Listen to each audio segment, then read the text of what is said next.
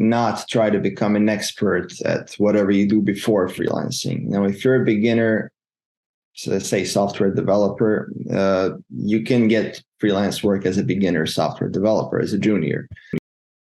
Welcome to the Never Employed Chat. My name is Sam, and I interview people who make a living beyond salary jobs, entrepreneurs, business owners, and investors, so that we can learn from their stories together. There are many great ways to make a living, and even more ways to wealth. At Never Employed, we encourage you to think of alternatives to employment jobs. What would you do if a salary job was simply no option? Last year, I self-published a book about freelancing. It's called The Unstoppable Freelancer, which is based on over a decade of freelance experience, partially on Upwork and other platforms, partially through referrals, partially through cold approach, though not much, partially through content creation on Twitter and Medium. So I sort of put all of that together into a book because a lot of people have been asking me, how do I do this? How do I approach clients? How do I write applications? How do I find work? So I decided to compile it all into a book, and it's available on Gumroad and Amazon. So you built this book and the experience on, quite many years of experience in freelancing before, right? So how did you get started with freelancing? I graduated in electrical engineering, but then I realized that there is no engineering in my country, actually. So I sort of switched to software. I started learning HTML, CSS, stuff like that, building very simple websites. And then I found out about freelance platforms. So I decided to give it a shot on freelancer.com. And I worked there for the first almost the first year, basically, mainly small projects like $300, $100, JavaScript this, JavaScript that. But even with that, I was making more than I would make as an engineer in my country, which is Montenegro, by the way. So it was a no-brainer for me, and I enjoyed the work. Soon after, I switched to Upwork, and then as years went on, you sort of build a network of clients, of people you have worked with, partners. So for the last couple of years, I basically haven't had to look for work. I've had clients come to me through referrals, through recurring work.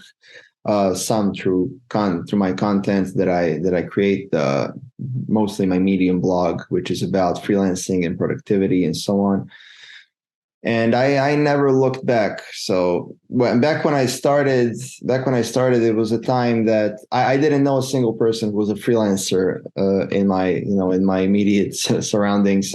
So back then, people still told me to get a real job when I told them I was a freelancer. But that has changed very much over the last decade, and a lot of people switched over into freelancing, and then some of them went on to build agencies or startups and so on. So it's been a real revolution, I think, especially in poorer countries where it's difficult to get to well-paying office jobs. You would say that freelancing is a valid option compared to getting employed or working for another company. Definitely, and the lower your country's standards, the better the freelancing an option is, because you can basically work for clients from the States, from Western Europe, that are willing to pay far higher rates than your local companies would, which is not great for local companies, but they're adapting too, and they're also looking for foreign capital and foreign clients because they have to. What would you say are like very needed skills, which you need when you start freelancing and working with companies? Well, as far as technical skills go, I don't think you need that much. A lot of people take years to prepare before they make a career shift. Honestly, it took me a month from the moment I started learning HTML to the moment I took my first tiny little project for $45. And if you take a lot of tiny little projects, what happens is you learn a lot of things and you get a lot of great reviews from clients if you're doing this on a platform like Upwork. So you can you can learn on the job. You can set your own hours. You can, if you're still learning, you can charge for 1 hour of work and spend 5 hours working, and everybody wins, right? So one of the perks of freelancing is that you can learn on the job, so you don't have to be even close to an expert to get started. Now, as for non-technical skills, what you need is decent English, but basically written mostly, but also spoken, because you can avoid maybe video audio interviews for a while if you're really nervous about that, but you have to practice your written communication in English, and you have to make sure that your grammar is at least decent enough that the other person won't say, "Oh, I can't hire this person. I'm not going to be able to communicate with them." So you don't have to be, Hemingway, but you have to be clear and you have to get the point across in English. Now, other than that, basically you just need determination and a decent amount of free time, because if you're going to learn on the job, if you're going to progress through projects, there's going to be some late nights. There's going to be some 12-hour days. It's going to be a tough first year, probably. So, which brings me to something a lot of people ask me too: should I quit my job to start freelancing, or should I do them in parallel? I said you can do it in parallel, but you're going to burn out after a while, And this is necessary for some people. You can't just quit your job, especially if you've got a family, bills, and all that. But I know people who have succeeded like this as well, who come back from work, have lunch, rest for 30 minutes, and then freelance for 5 hours, and then do this for months until they can get a foothold in freelancing and do it full time. Yeah, sounds like building some savings and then start to freelance full time sounds like a valid option. Yeah, if you can build savings, if your finances are good enough to put a little bit away for a couple of months, say, so you can, so if you can live without earning for a couple of months, then that's a great option. And you're all in then, the moment you quit your job and you're living off your savings, that the clock is ticking. So that extra pressure can actually help you, because you have no choice but to go for it. Is this something which helped you back then? For me, I was living at that time with my parents after college, so I wasn't under pressure to pay the rent and pay bills and stuff like that. So no, I was mainly motivated to become independent financially and otherwise, and I wanted more than I could get working in an office here locally. That was my main motivator. And of course, I fantasized about working from a beach in Thailand and all that, all that stuff, which I did for some time, by the way, later on. So yeah, I'm very happy with how freelancing turned out. So then, how did your work and your freelancing work evolve? So how does your daily schedule or your projects look like today compared to back then when you started?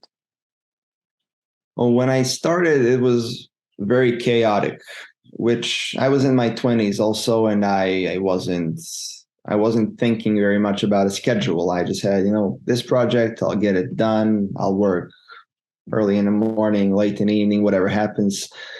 But now I have a family, I have a son, and I take bigger projects. So this all sort of pushes me towards having a sort of structure in my life. So now I basically work for about 8 hours a day. I'm closer to working 9 to 5 now than ever before, because it's just convenient, because I have to organize other things with my family and other obligations.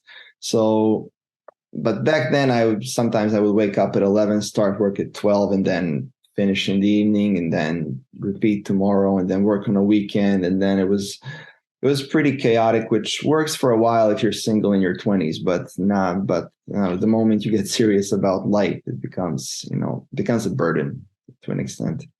You said that you're now taking longer projects. That's something I hear from many freelancers, because they say it's more relaxed if you can focus on one project and don't need to juggle several clients at the same time. But many people also say that it seems more risky if you're only dependent on one client.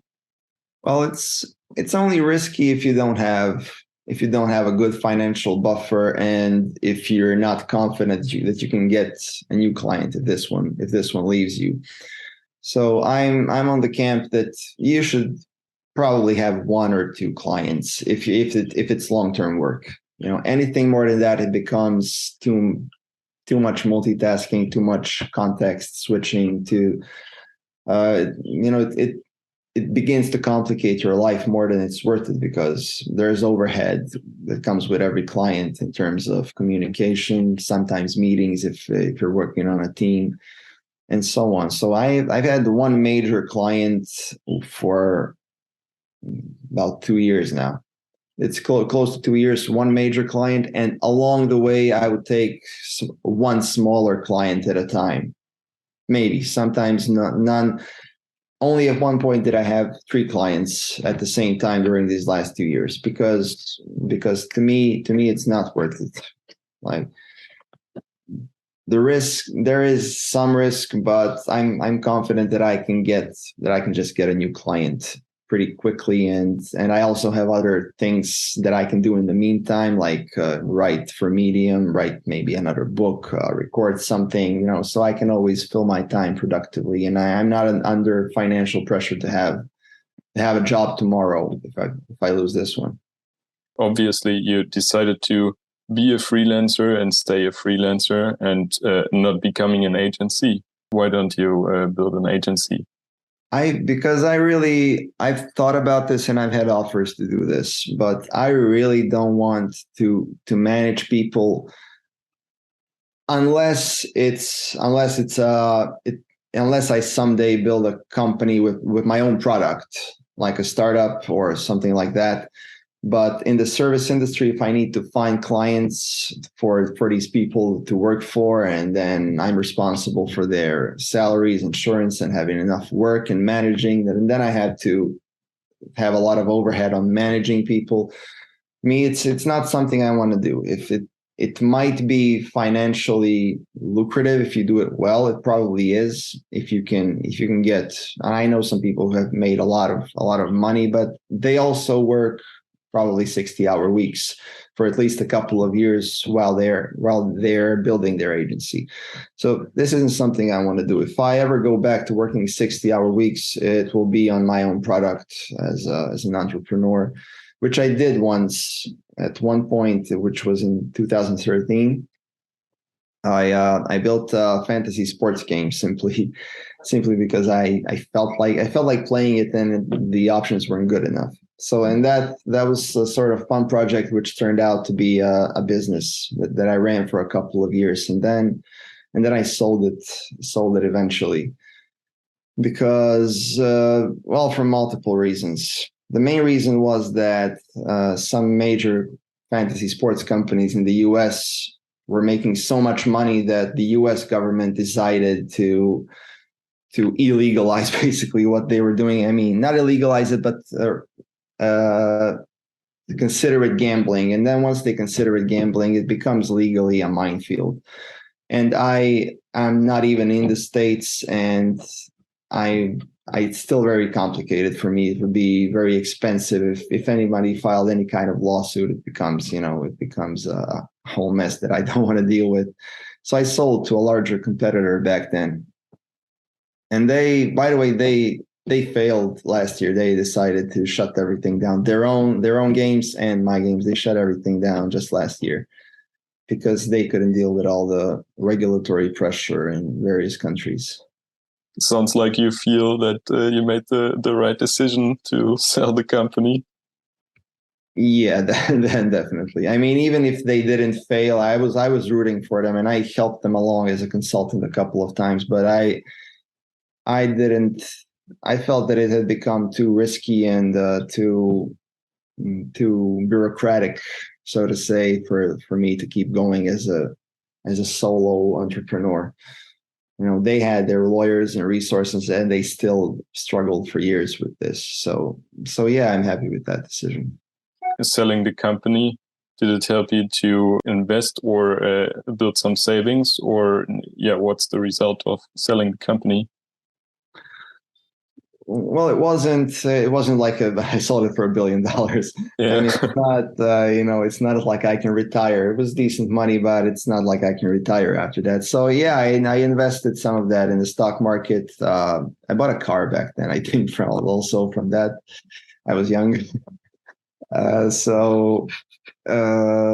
Yeah, I invested like, I don't know, 70% of that in the stock market. And I'm not an active investor. I mainly invest in index funds and some major dividend stocks, because because also the overhead becomes big if you start picking stocks every day. Then you have to read about it, you have to follow it, and it becomes a time investment. So that's what I did with that money mostly. I saw in your book, The Unstoppable Freelancer, you also have a chapter which is called Investing in Growth. Is this also about like building savings and planning for retirement, or what is this about? Investing in growth. As I recall, that chapter was about investing in your own edification, so to speak. Mm-hmm. I think that was that chapter. The investing for financial stability was a different chapter, I think. In that chapter, it's about investing in yourself, basically. To improve your knowledge, to improve your infrastructure, to widen your network, to do all these things, to plant all these seeds that have some chance of creating more in the future. Basically, that's what I meant by that. Yeah, I think that this invest in yourself is such a sentence which is repeated very often over and over again at different places. And for me, in the beginning, it was very vague. So I didn't really know how to deal with it. What would you say? How could or should people invest in themselves? That really depends on what is your goal. But let's say if you're a cloud engineer and you have all these skills, and then you earn from freelancing your first $1,000. Now you can invest that in stocks, you can invest it in real estate, you can invest in whatever. But if you want to invest in yourself, in your career, then maybe the best investment for you is to get some certifications as a cloud engineer, so you can go after higher paying jobs and so on. So this is one example. Another example is sometimes, though I don't think this is often, it makes sense to pay for a mentorship from somebody experienced in your industry, which basically means that you get to skip like a year or two of learning on the job for maybe a couple $100 or something. So this is one of the things. This is actually how I got the idea to start teaching freelancing, because one guy approached me on LinkedIn. He was a data scientist, I think. And he told me, hey, I'll pay you $200. I think it was $200. It's been a while ago, to jump on a call with me now and again a month from now to teach. I want you to tell me exactly what to do to switch from an office job to freelancing now. And I want to revisit this. So he had a whole plan laid out. I want to revisit this a month from now to see how it's going, what I'm doing wrong. And it was at 3 calls, actually. It was also a week from now back then. So, and it worked out for him. And this is how I got the idea, actually, to maybe start to maybe package up my knowledge and sell it, wholesale without jumping on individual calls with everybody. Yeah, this is actually really cool. So you actually got the idea of writing your book just because you know that there is demand about it. Yeah, and when I wrote the book, I had about a year before the book, I released a course which was on Udemy. It still is on Udemy and Gumroad too, and Skillshare. And this was before that. So at that time, I also got on Twitter, and I started interacting with people, talking with freelancers, entrepreneurs, and I have a much better feel now for what people want, and this is why I wrote the book. This is why I published it on Gumroad. This is why I promoted it on Twitter. So it's also a time commitment, if you want to do Twitter right, if you actually want to build a network. But this is another form of investing in yourself. Like you don't invest money, but you invest time into building connections and following the right people and building an audience, which helps you ultimately sell and helps you with feedback and everything. But basically, whatever you want to do, you got to invest something, either money or time or both. Yeah, definitely. Is there something you'd recommend to people who are just getting started or who have the idea of starting with freelancing? I have a couple. The first is to not try to become an expert at whatever you do before freelancing. If you're a beginner, so let's say software developer, you can get freelance work as a beginner software developer, as a junior. It will only help you progress faster than if you learn in your own home. Like you may be lucky enough that you are part of a team as a freelancer with somebody who can teach you that, and that helps you tremendously. When I started learning Node.js some years ago, I was lucky enough to be on a team with a Node.js guy. I was a relatively experienced PHP guy back then, but Node.js is a sort of different paradigm, and it helped me greatly. I learned more in a month with him than I would have learned in a year on my own. So that's one thing to go for it. Don't wait to become perfect. The second thing is, and not all freelance coaches agree with this, the second thing is leverage platforms like Upwork, because people shy away from Upwork because there's a lot of competition and they take their 10%, 20% fee, whatever.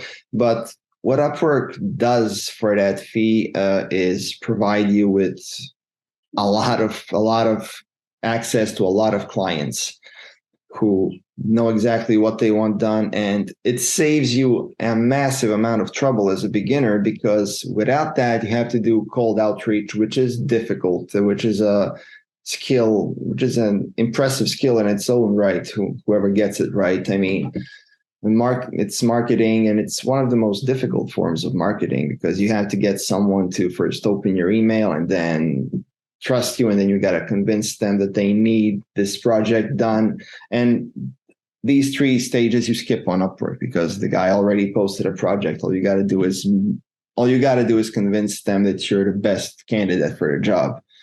So you skip 3 out of 4 phases of this, and you don't have to do it forever, but I recommend that you start there, because it's a lot easier, even if it costs you the fee and even if there's more competition. What else would I say to beginners? Well, one thing, I've also hired a lot of freelancers over the years, sometimes for clients, sometimes for outsourcing work. And one thing I would say to all freelancers, just check your grammar, because for most of us, English isn't our first language, and it's a really bad first impression if somebody doesn't put in the effort to, in their first sentence they have 3 mistakes, and you think, if this person is so sloppy with their first impression, I'm just not going to bother because I have these other 20 people who have perfect grammar, who have read my project description. And that's the fourth thing. And it's very important, whatever you do when you apply to projects, whether it's cold outreach, be specific about exactly what you will do, what problem you will solve, and how you will solve it. Because people are busy. They don't want to read like 8 paragraphs of your biography. Just start with the problem, continue with the solution, and then you can add your portfolio or whatever you have that will seal the deal, so to speak. So that's 4 things that I would recommend to everybody starting out. I just wonder, you've been mostly talking about freelancing directly for companies. Would you say that another valid option could be to freelance for agencies? Does that make sense? I far prefer to work directly for clients because that way you get, first of all, the agency takes their cut. I mean, it helps you. If you're having trouble getting work, then you can leverage some agency to get work. But if you can get work directly, I recommend getting work directly because then you're in control of everything. And you're talking to the client directly, which agencies usually avoid because they're afraid that you and the client are going to make a connection directly. So you talk to the client directly. You learn about the client's industry. You learn a lot of things like the major project that I've had in the last couple of years is about the stock market too. So I've learned a lot about how it works, a lot about the stock market APIs, a lot about stock market trading, what traders want, different kinds of traders, and so on. While the agencies tend to just corral you into your technical specialty and keep you there. So it's sort of on a need to know basis. So if I'm not against agencies, but if you can get work for yourself, I'd recommend that. And I'm sorry, but I just thought of an example. A friend of mine worked through an agency, and he lost that project because another person from the agency was doing something shady. I don't know, outsourcing work illegally or something, and he lost his job because somebody else who worked for the agency was doing something wrong. So there's also that risk because you're not representing yourself. You're just a technical executor, and somebody else is doing communication and management and all that. Sounds like you're mostly the kind of self-made person who does basically everything and who likes to have the overview over everything. Yeah, I don't enjoy doing every part equally, but I like the independence that comes with that. It's also the reason that I learned both back-end and front-end and database and all that in web development, so I wouldn't have to always rely on someone else for some part of that. And it's also partially how I got into writing, because I basically do also copywriting for this client to a large extent. And I mean, not some of the expert stuff about stock markets, but a lot of the site copy is directly from me. So it's very useful to have a wide range of skills, especially in communication, marketing, and so on. Not just your technical skills that you're selling.